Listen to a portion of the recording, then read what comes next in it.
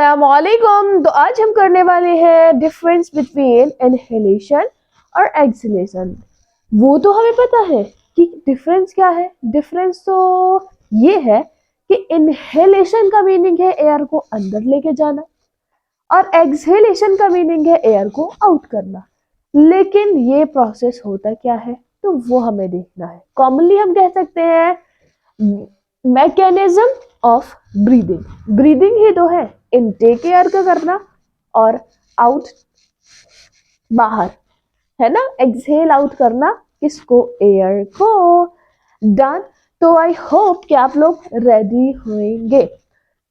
जैसा कि आपको पता है कि हमने बहुत सारा पार्ट अपना डिस्कस कर लिया है। कौन सा, ब्रीदिंग, जो चैप्टर है हमारा क्लास 11 का, उसमें से आज हमें पढ़ना है इनहेलेशन और एक्सहेलेशन। डन। जैसा कि मैंने लिखा है मैकेनिज्म ऑफ ब्रीदिंग, तो यहाँ पे कुछ बातें हैं जो नोट करनी है।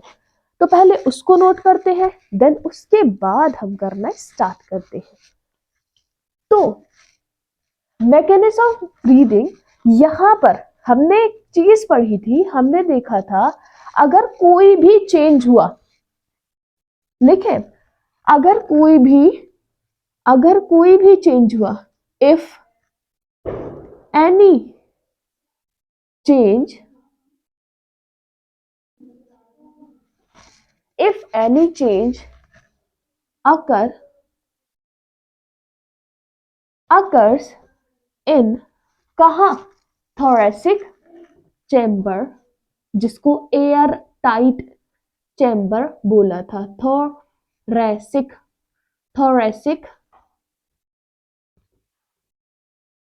चैम्बर। लेकिन किस चीज में चेंज हो रहा है तो मैं बता दूं, वॉल्यूम में।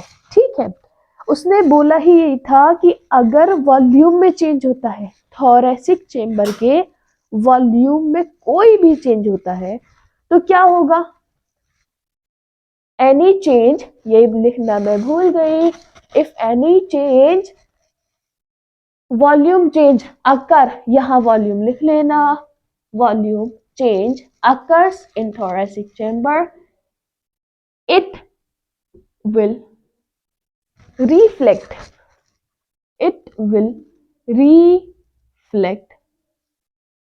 in our lungs। यही बोला था NCERT ने। थोरेसिक चेम्बर पढ़ा तो था लेकिन याद नहीं आ रहा। ठीक है, थोरेसिक चेम्बर, ये जो आपका रिब केज है, रिब केज, जिसमें आपका रिब केज यानी ये जो पिंजरा लाइक स्ट्रक्चर है ना हमारे यहाँ, बीच में स्टर्नम, पीछे वर्टिब्रल कॉलम और नीचे एक डोम शेप स्ट्रक्चर मसल, जिसको हम बोलते हैं डायफ्राम। डन। ये सब मिलकर बनाते हैं एयर टाइट चैम्बर, जिसको हम बोलते हैं थोरेसिक चैम्बर। डन। तो एनसीईआरटी ने बोला था कि अगर कोई भी चेंज हुआ थोरेसिक चैम्बर में तो वो रिफ्लेक्ट होगा हमारे लंग्स में। अगर वो इंक्रीज हुआ तो हमारे लंग्स में रिफ्लेक्ट होगा और डिक्रीज हुआ तो हमारे लंग्स में रिफ्लेक्ट होगा। ये रिफ्लेक्ट बोल रहे हैं आप, लेकिन होता क्या है, जैसे रिफ्लेक्शन थोड़ा सा समझ लेते हैं। पढ़ा था ना हमने, पढ़ते आ रहे हैं आई थिंक क्लास 10th से, और भी लोअर क्लासेस में पढ़ा होगा। तो जैसे हम फेस पे मिरर देखते हैं, मिरर में फेस देखते हैं तो वो रिफ्लेक्ट करता है इमेज को, हाँ या नहीं। तो बस ऐसे ही अगर हमने थोरेसिक चेम्बर में चेंज किया तो हमारे लंग्स में वो रिफ्लेक्ट होगा, दिखाई देगा। डन।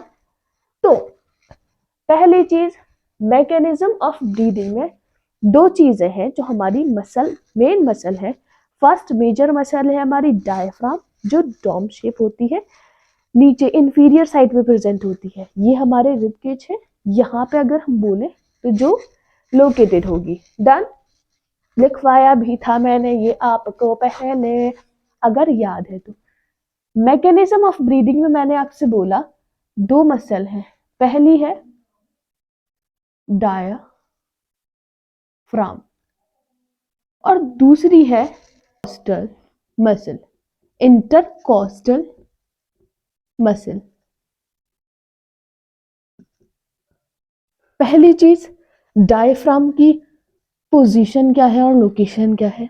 तो मैंने कहा जो डायफ्राम है ना, सपोज ये आपके दो लंग्स है, सुन लो इधर, ये आपके दो लंग्स है, एक लंग ये है और सेकंड लंग ये है।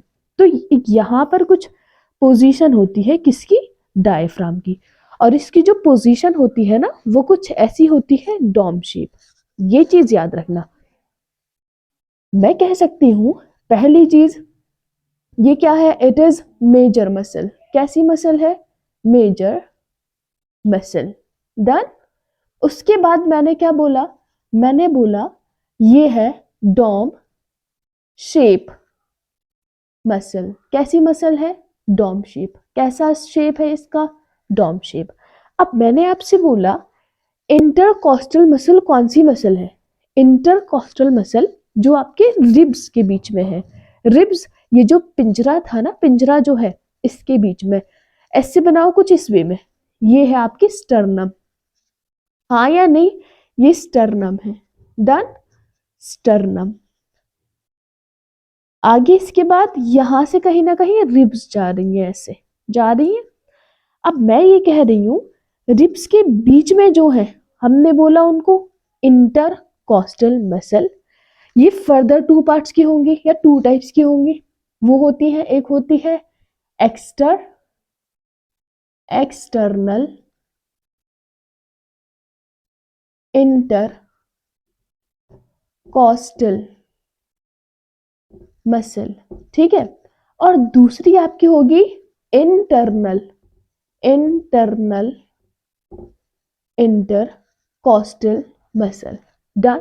तो हमने टू देखी, यानी दो तरीके की है। एक तो वो है जो एक्सटर्नल इंटरकॉस्टल मसल है, एक्सटर्नल यानी आउटसाइड, बाहर बाहर, इनसाइड जो अंदर साइड में।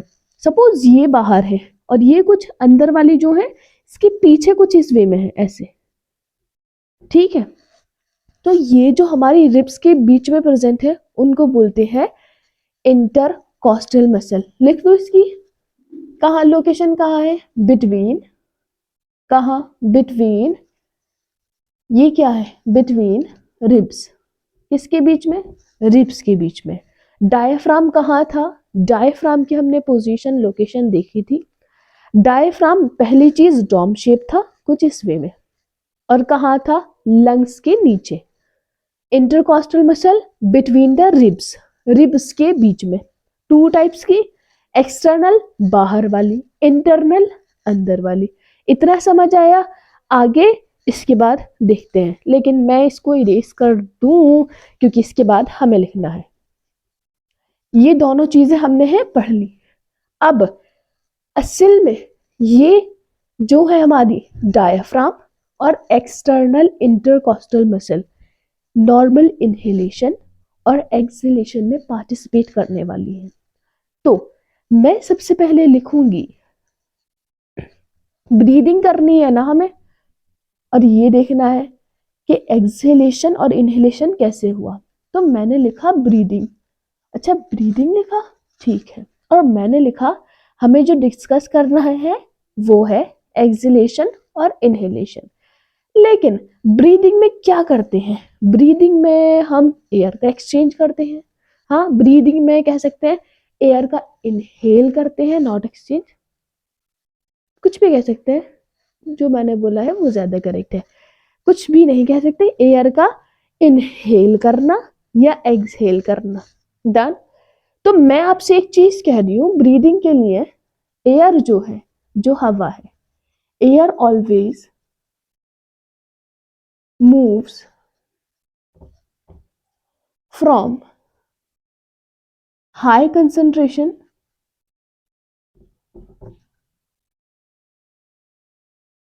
To low concentration. कंसंट्रेशन यहां लिख दूं, टू लो कंसंट्रेशन। कंसंट्रेशन।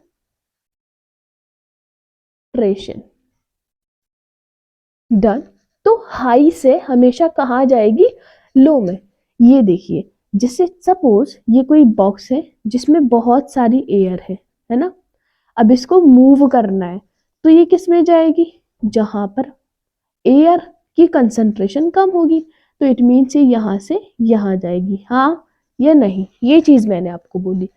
दूसरी, मैं आपसे बोल रही हूँ पार्शियल प्रेशर, कुछ टर्म है वो पढ़ लेते हैं, उसके बाद आसान होगा, नहीं तो आप यही सोचते रहेंगे पार्शियल प्रेशर क्या होता है। डन। एक टर्म है पार्शियल प्रेशर, क्योंकि हमें पार्शियल प्रेशर देखना है। पार्शियल प्रेशर किसका देखना है, ये बताओ, पार्शियल प्रेशर किसका देखना है, ऑफ O2। डन। एक O2 का और एक CO2 का, क्यों, क्योंकि दो गैसीय चीज हम बोल सकते हैं इनहेल और एक्सहेल कर रहे हैं। इनहेलेशन में अंदर लेकर जाते हैं ऑक्सीजन, एक्सहेल जब करते हैं तो वहां से क्या लेके आते हैं, अंदर से हम लेके आते हैं कार्बन डाइऑक्साइड। डन। तो पार्शियल प्रेशर ऑफ ऑक्सीजन का मीनिंग हम कह सकते हैं, पार्शियल प्रेशर, सपोज ये कोई कंटेनर है जिसमें मिक्सचर ऑफ गैसेस पड़ी हैं, हमें तो सब एक जैसी लग रही है, ठीक है, मैं शेप डिफरेंट बना रही हूँ ताकि आपको समझ आ जाए। ये अलग गैस है, ये अलग गैस है, ये कुछ अलग गैस है। डन। अब मैं आपसे कह रही हूं, ये जो गोल वाली है इनको समझ लो, क्या है ये, ऑक्सीजन, ये मिक्सचर ऑफ गैसेस है, इस कंटेनर में मिक्सचर ऑफ गैसेस है, तो मैं बोल सकती हूँ पार्शियल प्रेशर का मतलब है पर्टिकुलर, पर्टिकुलर या फिर individual, particular pressure, particular pressure of O2 in mixture of gases, mixture of gases. अब समझ आया पर्टिकुलर प्रेशर का मीनिंग, पार्शियल प्रेशर का मीनिंग, कि हम किसी का भी पर्टिकुलर प्रेशर ले रहे हैं, या तो हम ऑक्सीजन के बारे में पढ़ रहे हैं या फिर हम कार्बन डाइऑक्साइड के बारे में पढ़ रहे हैं। डन। तो उसको बोलेंगे पार्शियल प्रेशर। समझ आ गया। डन। तो अब क्या करना है, अब हम देखने वाले हैं क्या असल में इनहेलेशन क्या हो रहा है और एक्सहेलेशन क्या हो रहा है। मैंने बता दिया इनहेलेशन में पार्टिसिपेट कौन कर रहा है, और एक नॉर्मल इनहेलेशन और एक्सहेलेशन में आपके एक्सटर्नल इंटरकॉस्टल मसल और दूसरी आपकी मेजर मसल जिसका नेम है डायफ्राम। डन। अब हमें देखना है नॉर्मल इनहेलेशन कैसे हो रहा है, ठीक है। तो इतना तो हमें पता है कि एटमॉस्फेरिक प्रेशर तो नहीं बदल सकता, एटमॉस्फेरिक, एटमॉस्फेरिक प्रेशर कितना होता है, एटमॉस्फेरिक प्रेशर तो फिक्स होता है, हाँ या नहीं। और एयर जो मूव करती है हाई कंसेंट्रेशन से लो कंसेंट्रेशन में करती है, एटमॉस्फेरिक प्रेशर कितना है, 760 mmHg, ठीक है। इतना क्या है, एक्सटर्न आउटसाइड का प्रेशर बोलो या एटमॉस्फेरिक प्रेशर बोलो। अब क्या करना पड़ेगा, बाहर के प्रेशर से तो छिड़खानी नहीं कर सकते, अंदर से करेंगे, लेकिन एक चीज याद रहे, वो कैसे करेंगे, वो करेंगे जो हमारी एनसीईआरटी ने बोला है, अगर थोरेसिक चेंबर के वॉल्यूम में आपने कुछ भी किया, यानी इंक्रीमेंट किया या डिक्री किया, उसको डिक्रीज किया, तो इसको बोलेंगे, क्या बोलेंगे, कि भाई वो हमारे लंग्स में रिफ्लेक्ट होगा। अगर मैं आपसे ये बोल रही हूँ हमारी जो एयर है कहाँ जा रही है, हाई पार्शियल पार्शियल प्रेशर से लो पार्शियल प्रेशर में, अगर मैं पार्शियल प्रेशर अंदर का, इनसाइड का पार्शियल प्रेशर क्या कर दूं, डिक्रीज कर दूं, तो हवा तो अंदर आ जाएगी और इनहेलेशन ही हमें पढ़ना है। लेकिन हम इसके साथ नहीं कर रहे, डायरेक्ट हम क्या करेंगे, वॉल्यूम के साथ कर सकते हैं। बॉयल्स लॉ आपने पढ़ा होगा, कहाँ पढ़ा होगा, केमिस्ट्री में पढ़ा होगा, बुक में पढ़ा होगा अपनी, कि बॉयल्स लॉ कहता है प्रेशर इनवर्सली प्रोपोर्शनल होता है वॉल्यूम के, यानी अगर वॉल्यूम को इंक्रीज कराया प्रेशर डिक्रीज, और प्रेशर को इंक्रीज कराया वॉल्यूम डिक्रीज। डन। तो जैसा कि मैंने बोला, क्या करे तो फिर किस चीज में छेड़खानी करनी है, वॉल्यूम में, एयर में तो नहीं कर पा रहे हैं। अगर वॉल्यूम इंक्रीज करेंगे तो प्रेशर तो डिक्रीज हो जाएगा, वाइस वर्सा। कौन कह रहा है? बॉयल्स लॉ कह रहा है। मैंने आपसे बोला दो मसल, एक हमारा डायफ्राम, ठीक है, डायफ्राम, और दूसरा हमारा external inter external inter costal muscle जो पार्टिसिपेट कर रहे हैं नॉर्मल ब्रीदिंग का हो या इनहेलेशन और एक्सहेलेशन का हो मैं। अब डायफ्राम को क्या करो, इसका ना वॉल्यूम इंक्रीज कर दो। इन दोनों मसल्स का वॉल्यूम इंक्रीज करोगे तो प्रेशर डिक्रीज हो जाएगा। प्रेशर डिक्रीज हो जाएगा, बाहर का प्रेशर ज्यादा, अंदर का प्रेशर कम। तो air always moves from high concentration, high partial pressure to low partial pressure. वो समझ में आ गया? वहां पे लिख लेना पार्शियल प्रेशर, ठीक है, ज्यादा रिलेट कर पाओगे। डन। तो अच्छा, तो मीन्स बाहर का प्रेशर ज्यादा, अंदर का प्रेशर कम, तो बाहर से एयर कहाँ आ जाएगी? अंदर। डन। तो बस यही हमें करना है। अगर हमारा डायफ्राम रिलैक्स है तो बताओ कैसा होगा अगर रिलैक्स है? तो इस वे में, इस वे का मीनिंग क्या है? डोम शेप, क्योंकि इसकी जो शेप है वो डोम शेप ही तो है। कुछ हमारे लंग्स में जो ये है वो इस वे में ही तो है, ये हमारे लंग्स है, तो ये डोम शेप का हमारा डायफ्राम है। अब मैंने क्या बोला? अब ये रिलैक्स था, इसको आपने करा दिया कॉन्ट्रैक्ट। अगर इसको कॉन्ट्रैक्ट कराया तो कॉन्ट्रैक्ट होने के बाद तो ये फ्लैट हो जाएगा। करा के देखो, ऐसे इस शेप में है, इसको कॉन्ट्रैक्ट कराओ, ऐसे हो जाएगा, यानी फ्लैट हो गया। अगर फ्लैट हुआ तो कहीं ना कहीं वॉल्यूम इंक्रीज हो जाएगा। वॉल्यूम इंक्रीज कैसे हुआ? देखो, एंटीरियो पोस्टीरियरली, यानी एंटीरियो मीन्स ऊपर, पोस्टीरियर, एंटीरियो मीन्स कहाँ? नीचे, पोस्टीरियर ऊपर वे में। तो बोल सकते हैं एंटीरियो पोस्टीरियरली, इस वे में। डन। अब हमारी अगर कॉन्ट्रैक्ट करेंगी, कौन कॉन्ट्रैक्ट करेंगे? External intercostal muscle. अगर इन्होंने कॉन्ट्रैक्ट किया तो यहाँ पे क्या होगा? तो यहाँ पे भी तो वॉल्यूम ही इंक्रीज होगा। वॉल्यूम इंक्रीज होगा, कैसे इंक्रीज होगा? कहाँ प्रेजेंट है? ये फ्रंट पे भी है, बैक साइड पे भी है।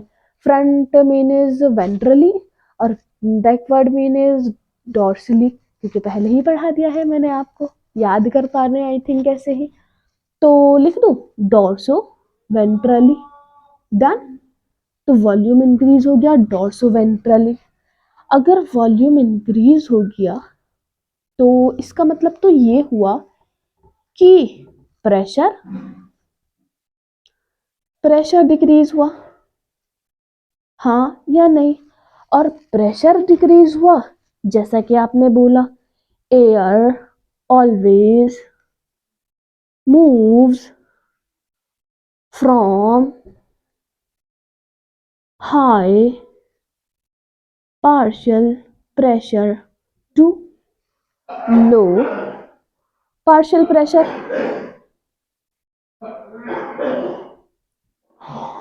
डन। तो इसका मीनिंग ये हो गया कि अब जो हमारी गैस थी वो कहाँ आ गई? अंदर। तो लिख दूं एयर कम्स इनसाइड। डन। इतना, आई होप इतना समझ आया। करके देखो, इनहेल करोगे तो, इनहेल करोगे तो क्या होगा? आपका जो रिब केज है वो क्या हो रहा है? उसका वॉल्यूम इंक्रीज हो रहा है। डन।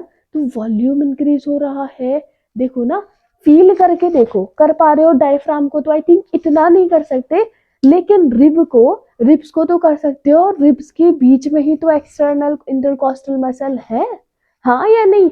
तो अगर आप इनहेल करो तो वॉल्यूम इंक्रीज हुआ नहीं, वॉल्यूम इंक्रीज हुआ डॉर्सोवेंट्रली, यानी पीछे से भी और आगे से भी, तो प्रेशर डिक्रीज हुआ, और प्रेशर डिक्रीज हुआ तो इट मीन्स कि एयर बाहर से अंदर आने वाली है।